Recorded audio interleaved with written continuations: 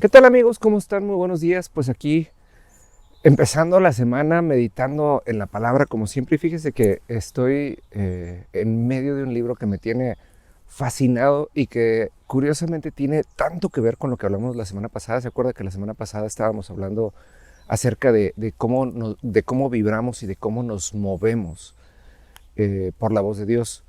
Y esta semana eh, estoy ahora sí que meditando exactamente en todo lo contrario, de qué es lo que hace que no nos movamos o que vibremos en la frecuencia opuesta a lo que Dios hace. Y en este libro que estoy leyendo un libro acerca de los diferentes rasgos de personalidad. Este libro habla acerca de los eneagramas, que se lo recomiendo mucho, googleelo, va a encontrar mucha literatura al respecto.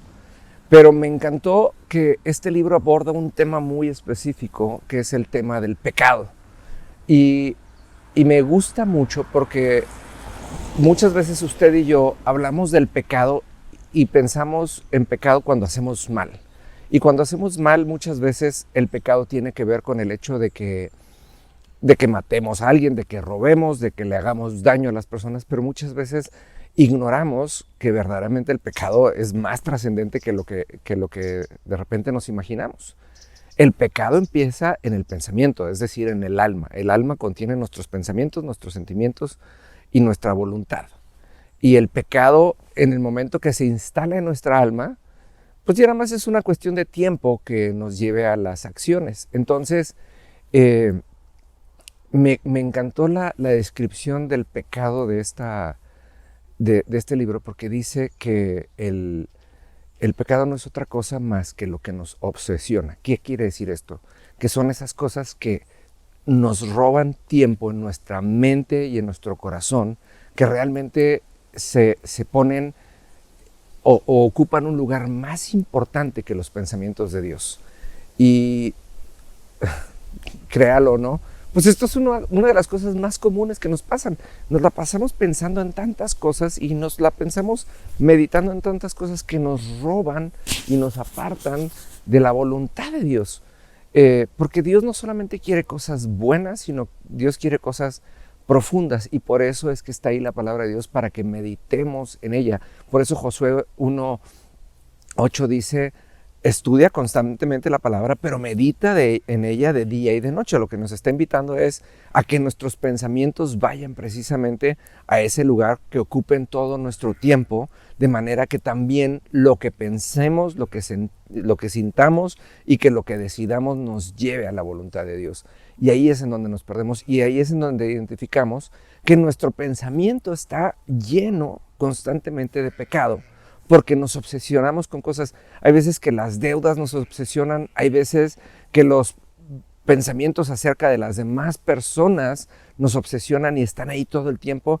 Hay veces que estamos pensando, ahora por ejemplo, cuando pensamos sobre el coronavirus y la situación actual, y nos olvidamos de que Dios tiene el control sobre todas estas cosas.